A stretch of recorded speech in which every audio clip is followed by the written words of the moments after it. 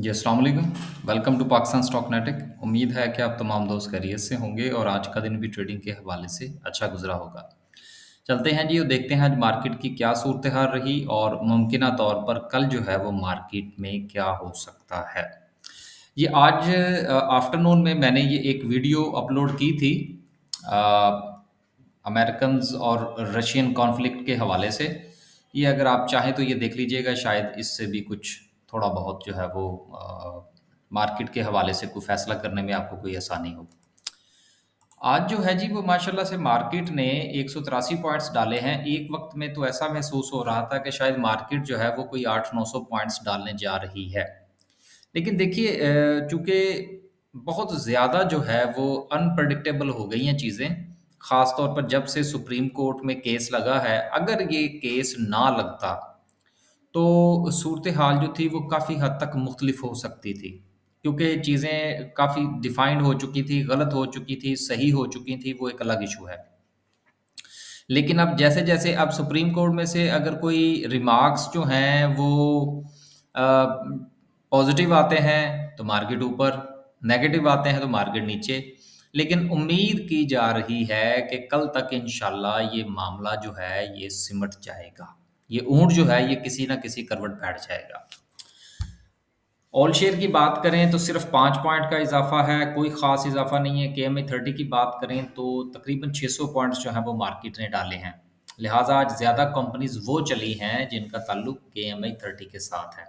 क्योंकि 600 पॉइंट्स डाले हैं केएमए 30 ने, और केएसई 100 की बात करें तो 183 हैं। तकरीबन मल्टीप्लाई बाय 3 चल रहा है। तो इसका मतलब ये हुआ कि ज़्यादा कंपनीज़ ने जो अपना हिस्सा डाला है, वो केएमए 30 की हैं।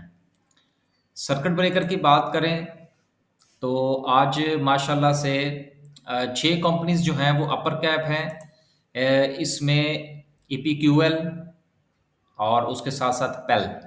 देखिए पेल जो है इसने जब राइट्स दिए थे तो देने के बाद इसके ऊपर अच्छा खासा प्रेशर था। लेकिन अब जो है वो चूँकि गर्मियों का मौसम भी स्टार्ट हो चुका है और इनका चूँकि काम जो है वो होम अप्लायंसेस का है, लेकिन इसके साथ-साथ इनकी और काफ़ी प्रोडक्ट्स हैं। तो गर्मियों में हमेशा जो है ये मार्च अप्रैल के महीने के बाद इसके अंदर जो है वो कुछ काफ़ी इनकी सेल्स के अंदर जो है वो इज़ाफ़ा होना शुरू हो जाता है, तो उसका भी इम्पैक्ट आएगा। लेकिन आप एक चीज़ को ज़हन में ज़रूर रखिएगा कि जैसे ही पेल के जो राइट्स हैं ये सब्सक्राइब होने के बाद मार्केट में आएँगे, देन इसके ऊपर एक मर्तबा फिर जो है वो हमें प्रेशर देखने को मिलेगा, क्योंकि नंबर्स ऑफ शेयर्स में इज़ाफ़ा हुआ होगा। तो ये भी एक चीज़ जो है वो ज़हन में रखने वाली है अगर आप इसको लॉन्ग टर्म लेकर चल रहे हैं। लेकिन अगर आप इसको कुछ ये समझते हैं कि अगर आपने वो राइट्स भी आपने सब्सक्राइब कर रखे हैं, तो फिर तो बड़ी अच्छी बात है। फिर आप इसको थोड़ा कीप करें। ये इंशाल्लाह जो है वो काफ़ी बेहतर हो जाएगा। लोअर कैप की बात करें तो लोअर कैप में आज जो है वो 5 कंपनीज़ हैं। लेकिन कोई भी काबिल ज़िक्र वॉल्यूम के साथ जो है वो चीज़ लोअर कैप नहीं हुई। आगे चलते हैं जी और देखते हैं कि ग्राफ़िकल व्यू क्या कहता है। ग्राफ़िकल व्यू में आज भी टॉप 10 सेक्टर्स में सबसे ऊपर टेक्नोलॉजी है, food, chemical, power generation, cement. Cement का आज थोड़ा देखेंगे। केबल एंड इलेक्ट्रिकल गुड्स हैं, मिसलेनियस कमर्शियल बैंक्स है, fertiliser, oil and gas exploration. Top 10 symbols की बात करें तो आज सबसे ज़्यादा वॉल्यूम जो है वो ट्रीट में लगा, जो कि 12 मिलियन का था। अब आप ये देखिए कि अगर हम ये गुज़िश्ता 2 से 3 दिन अगर हम इसमें से निकाल दें और अपने आप को अगर हम पिछले हफ्ते पे रखें, जो गुज़िश्ता फ़िज़िकल वीक जो है वो हमारा गुज़रा है ट्रेडिंग के हवाले से, तो बहुत अच्छा वीक था। वॉल्यूम जो था वो दिन-ब-दिन उसमें इज़ाफ़ा हो रहा था, मार्केट के अंदर एक्टिविटी जनरेट हो रही थी। लेकिन जैसे ही ये डाउनफॉल पड़ा हमारे हुकूमत के हवाले से, देन वॉल्यूम जो है वो अगेन सिकुड़ना शुरू हो गया है। अब इसकी क्या रीज़न है? जो ये हम तकरीबन डेली डिस्कस कर रहे हैं, अनप्रेडिक्टेबल सिचुएशन। ये जैसे ही क्लियर होगी इंशाल्लाह वॉल्यूम में इज़ाफ़ा हो जाएगा। उसके बाद सिर्फ़ इतना देख लेते हैं, ट्रीट है, टेली है, ईपीसीएल है। ईपीसीएल बहुत अच्छा शेयर है। जीजीएल है, पेल है, हम नेटवर्क, मैपल लीफ। आज थोड़ा-सा हमने जायज़ा लेना है सीमेंट सेक्टर का और देन फिर जो है वो हम कैडल की तरफ चलेंगे।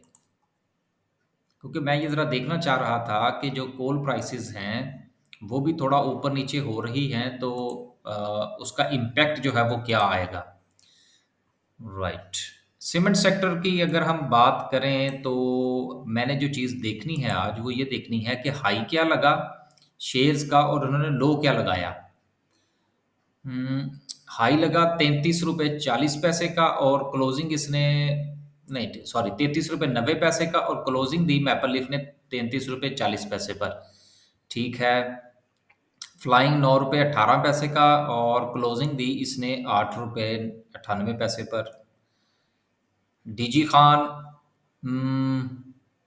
राइट सेवन उसके बाद पाइनियर है लकी सीमेंट है एफसीसीएल 17 रुपये 37 पैसे और 17.25 पे खड़ा है।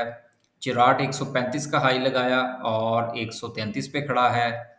गरीबवाल ने 25 रुपये का हाई लगाया और 24 रुपये 87 पैसे पे खड़ा है।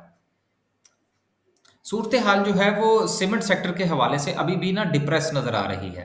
लेकिन ये ज़हन में रखिएगा कि आने वाले दिनों में अगर वो मामलात कोल के हवाले से यूरोपीय यूनियन की एग्जीक्यूशन हो जाती है कि जी हमने रशिया से कोल नहीं लेना तो कोल प्राइसेस जंप अप करेंगी और उसका इम्पैक्ट जो है ये डायरेक्टली सीमेंट के ऊपर आएगा। देखिए हालांकि ये सीमेंट प्राइसेस बहुत ऊपर जा चुकी हैं। ये सारा का सारा जो गुज़िश्ता आप अगर देखें, तो जितनी भी कोल की प्राइसेज़ में इज़ाफ़ा हुआ है, वो सारी की सारी फैक्टर इन हो चुकी हैं सीमेंट की प्राइसेज़ में। लेकिन इसके बावजूद भी ये उसका सहारा लेंगे और सीमेंट को मज़ीद महँगा करेंगे। बाकी देखना ये होगा कि आया कि एंड ऑफ द ईयर जो है, क्या ये चीज़ इनके जो फाइनेंशियल्स हैं, उनके अंदर ये रिफ्लेक्ट करती है या नहीं? तो वैसे करने के चांसेस बहुत कम हैं। क्योंकि चीज़ें जो हैं वो बहुत सारी इधर-उधर हो जाती हैं, जिस वक़्त ये अपना फाइनेंशियल्स जो हैं वो शेयर करते हैं। बहरहाल मैं किसी के ऊपर जो है वो कोई उँगली नहीं उठा रहा, लेकिन सिर्फ़ एक थोड़ा-सा आपके साथ शेयर करने की कोशिश कर रहा हूँ कि जब चीज़ें महँगी होती हैं तो उसका इम्पैक्ट कंज़्यूमर के ऊपर पड़ता है, जब चीज़ें सस्ती होती हैं तो वो प्राइसेज़ वहीं की वहीं लटक जाती हैं। उसकी वजह ये है ना कि प्राइस कंट्रोल नहीं है हमारे यहाँ। तो बहरहाल हमने तो इसको देखना है इसकी प्रॉफ़िट टेकिंग के हवाले से कि क्या इनके शेयर्स में प्रॉफ़िटेबिलिटी में इज़ाफ़ा होगा, इनकी ईपीएस में इज़ाफ़ा होगा, होना तो चाहिए, लेकिन ये जो लेकिन है, ये क्वेश्चन मार्क है। इसलिए आप ज़रा इन हवालों से ज़रा सोच समझ कर फैसला फ़रमाइएगा। आगे चलते हैं जी और आज की कैंडल के बारे में बात करते हैं। उम, अगर ये खुल जाता है तो फिर इंशाल्लाह इस पर बात करते हैं। राइट, केएससी 100 को देखते हैं जी।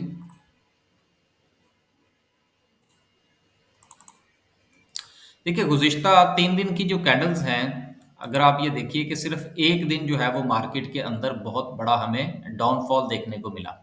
लेकिन उसके बाद लगातार 2 सेशन से जो है वो मार्केट सस्टेन करने की कोशिश कर रही है।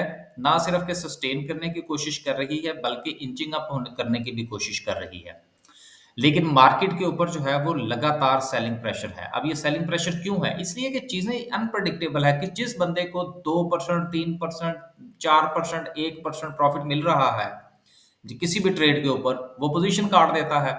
और ये जो डंडे से नज़र आ रहे हैं ना इन इन आज की और गुज़िश्ता दिन की कैंडल के ऊपर ये जो सेलिंग प्रेशर आपको नज़र आ रहा है, इसकी रीज़न भी यही है।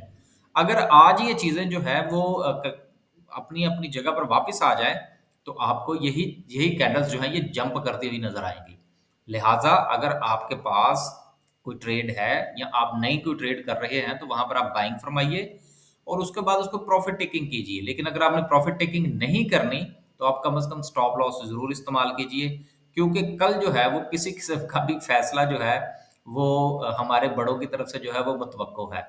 वैसे तो काफ़ी हद तक थोड़ा आइडिया है कि क्या होगा, लेकिन ये है कि चूँकि मामला जो है वो सुप्रीम कोर्ट में है, तो इसलिए ये ना हो कि कोई नोटिस-वोटिस आ जाए।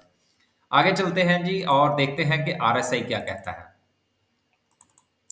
आरएसआई की बात करें तो आरएसआई बहरहाल थोड़ा-सा सस्टेनेबल लग रहा है।